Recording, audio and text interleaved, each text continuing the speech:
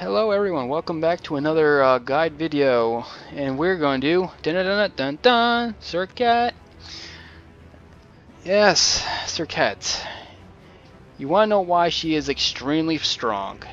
It's because she is extremely mobile and can deal a lot of damage. Yet she's also one of the more squishier gods in the game. Not the most squishiest, but one of them. She's pretty there. But anyway. Let's start with the itemization build. One, Booma's Mask, because she does consume a lot of mana to clear camps. So in the early game, you're going to want Booma's Mask for sure, just for that clearing.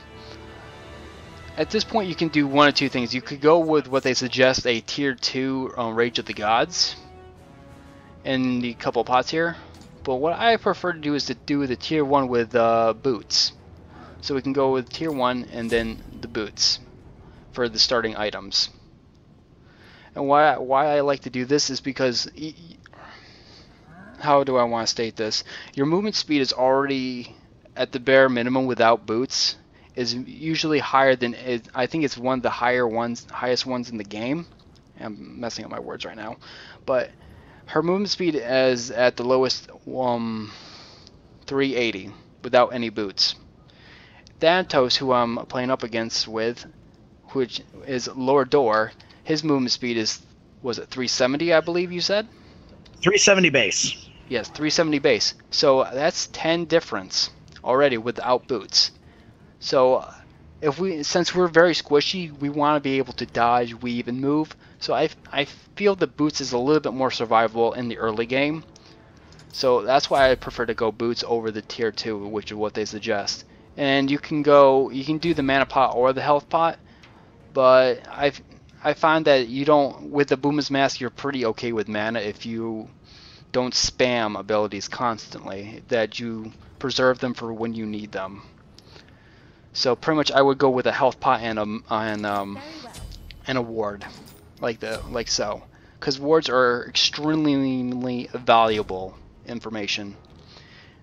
They will allow you to engage and disengage when you need to. They'll tell you everything you need to know. Trust me. Wards are extremely powerful in this game. Extremely powerful. But anyway, enough about the OP wards. After we build this and we go through our jungle and do our routine, we help with the solo lane a little bit, get to a level 3 or 2. Then we rotate down to the back camps. Take those, then we can try to go and gank mid. Let's say it goes well, we deal a little damage, our mid laner gets the kill, gets the finishing blow, and it goes well for us. We're sitting pretty, and we can finish our boots. Okay, so right now we're pretty good, we're doing pretty well. We're a little bit ahead of their jungler because they show up a little late maybe. Because your movement speed is higher than theirs again. That's why I say it's probably better to do that, due to the fact that your movement speed is already high. Why not make it better? But anyway, now they suggest Jotun's Wrath or Rage for your cores. All three of these core items are indeed core. They are indeed important. So we want to go with Jotun's Wrath first though, because one, your mana at this point is you're starting probably getting a little low on mana, and you need it. And the cooldown reduction on her is immensely good. Because that means you can spam your abilities, you can spam your escapes, you can spam pretty much what you want, and with the figurative of 150 additional HP or mana. With that additional mana, you should be able to do what you need to do and get a kill. And that cooldown reduction again is really strong on her because her abilities they are a little bit longer. So we will get the Jotun's Wrath because it is really strong on her. After that, they suggest Rage. There's a few ways you can go about this. You can go Rage, or you can, if you're doing very well, you can go Deathbringer, the more expensive item. But at this point at Jotun's Wrath, we're probably doing mediocre. We're doing okay. We're trading blows. At this point, we probably want a little bit more, something a little cheaper that'll help us get ahead of the world. We probably want to try to get Fist of the Gods. One, because in your kit, you do not have a stun except for your ultimate. And your ultimate not normally used for a stun. It's normally used to execute or to finish someone off when they're somewhat low HP. So for now, let's get a stun in our kit, because that's going to be really helpful. Yeah, normally you can also go with the Wrath of the Gods if you want to help with securing objectives, but with Serqet you're not really looking to secure objectives because you're very squishy and those objectives will actually kill you. So that's why I say the Fist of the God is a little bit better than that. So now at this point we're probably doing better. We're able to stun some people, catch them off with a stun, get a few kills. Now we're probably sitting really good here because we're squishy. We're able to move and be extremely mobile around in the battles and the little skirmishes. We should be able to at least pick up to tier 2 or finish off Rage at this point. And around this point it should be around the, if you're doing very well, around the 15-minute mark or 15-16-minute mark. That's if you're doing extremely well. If you're lacking, if you're falling a little bit behind, you can expect this around the 18-ish. Next, after the Rage, you have a few options. They suggest Malice, which I find with her with some science, it's actually pretty viable. It's not bad on her, but I would not pick this over Deathbringer. Never. I would never pick Malice over Deathbringer. So at this point we can choose Deathbringer, but if we're feeling a little too squishy for these battles, we can do something else. There's something here that is not suggested, which I feel should be suggested, but it's just not there. And what is that? It's my all favorite Shifter Shield. The Shifter Shield, yes. I feel that this item is still being underestimated. 1, it gives you survivability. 2, it gives you the most amount of damage in an item in the game. No other item in the game gives you 60 power.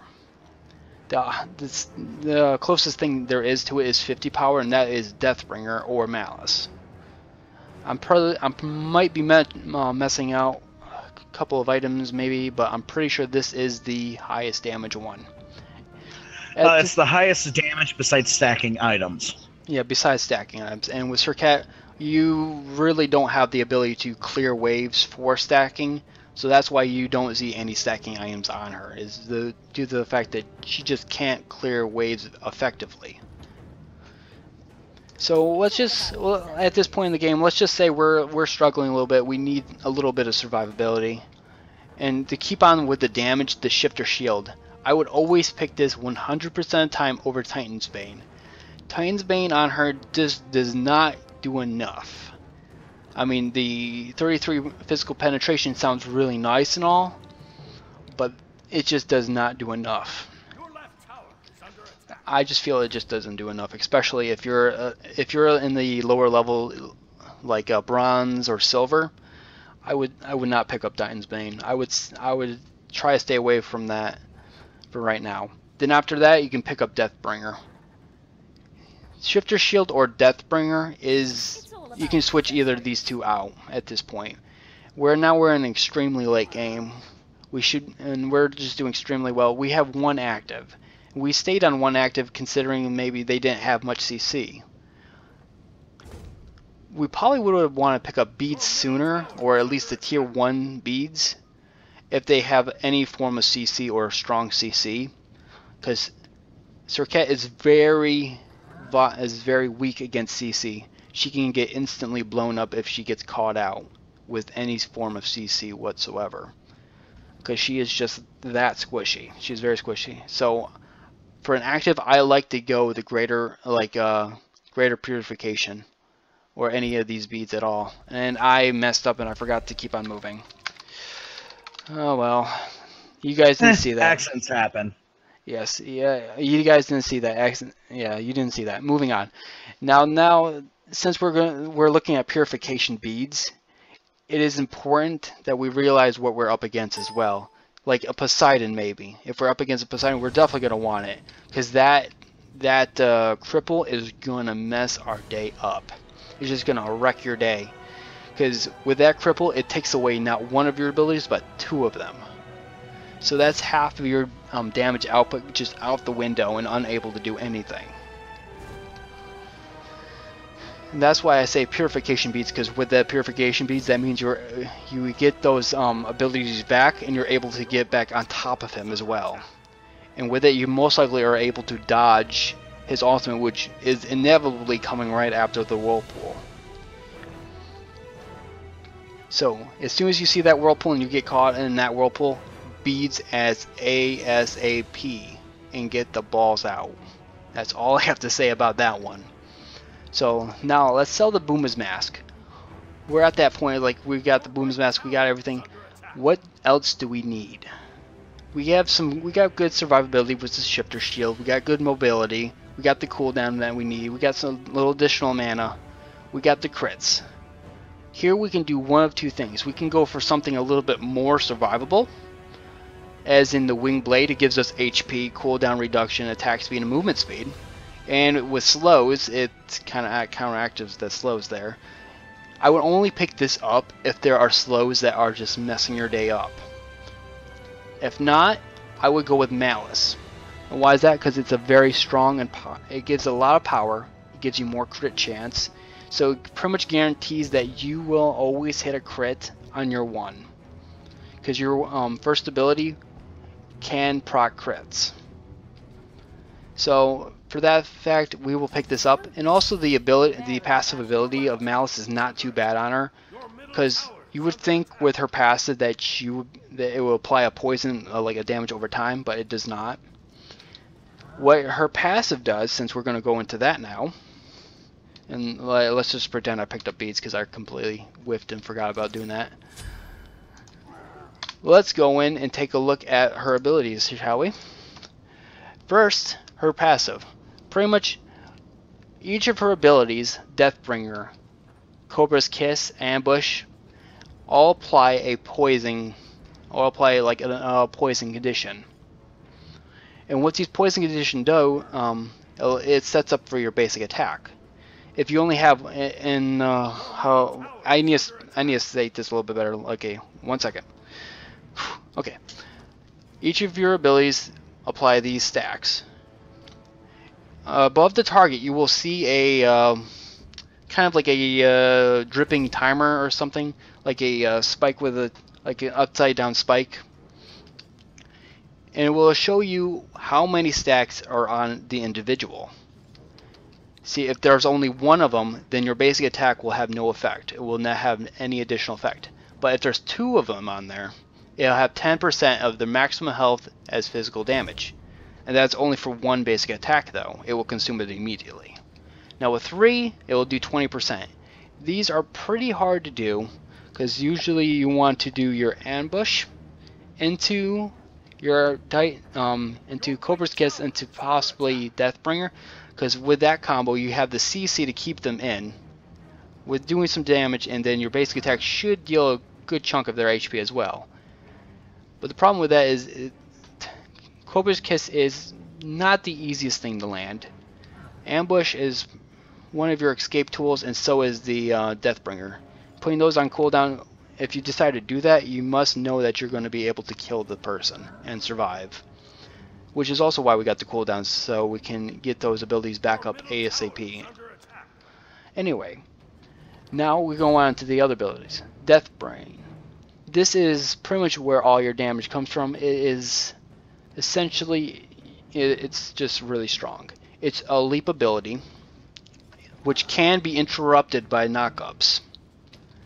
So if you're up against a Hebo, if he places it well enough and he's quick enough with it, he can knock you up and hit you out of it halfway through. But what it does, you leap 3 times, and each time you do 140 damage per leap. Reduces protections by 15% for 3 seconds, which is pretty strong. So I mean, let's just show you, since the first skill you're going to want is indeed the one. You see here, you're able to move the cursor up and down, and you're able to see where you're going to end up. It is a zigzag motion. You leap, leap, leap, and leap. Yep. And each one of them applies damage, and this is what you're going to use to clear camps. Next is the, well, wrong button, the Cobra Kiss. And what it does is it deals damage on impact, and you throw out 2 madness projectiles. What the first madness does is bring the opponent towards you. If you hit them again with the second projectile that comes right afterwards, they will turn around and attack the nearest one of their allies for the duration. This is a very strong CC, and it gives you enough CC to be able to pretty much get your combo off if you're quick enough, because the duration for the CC is 1 second to 1.4 seconds, and the damage goes from 50 to 130 per hit, or 130, yeah, per hit, pretty sure. Now the first one is 130, the second one does a little bit less damage. Okay, so that's how it works. Yeah, that's right, I had to remember the signs on that. And then you have ambush. This is your leap. It applies the poison just like any of one of the other abilities. All it does is a leap where you do from 80 to 320 damage. But the interesting about this leap, if we want to take a look here, oh hi there Thanatos, what's up buddy, is that you will, if you see, go invisible. But you see that circle around you? If any enemy or minion walks into that circle, you will become visible. Pretty much it's like, yeah, you will become visible. But the thing is, if you're quick enough, you can pretty much make it the animation flawless. I'm not quite skilled enough to do that, but pretty much you can almost skip the animation of that completely, and it allows you extreme mobility. If you can see here, I'm going to try to get to that other side of that Titan, or to the Phoenix, as soon as possible, with just these 2 abilities. Oh, and I messed up and I hit the wall. But anyway, you can see with those 2 abilities, I would have been able to get to that Phoenix in a matter of 1 second, from all the way from the fountain. That is a lot of distance in a short period of time, and that's why she's just extremely mobile with those 2 abilities alone. And obviously he's getting kind of bored, so let's finish this up. So first off, you're going to want to max out your 1 as soon as possible, because it is pretty much where a lot of your damage comes from, and a lot of your mobility as well. And also, it applies, each of the leaps has a chance of applying a crit, which is why we want the crit items to begin with. So we want to max out our 1. Then after that, I say get your ultimate whenever you can, which I failed to acknowledge.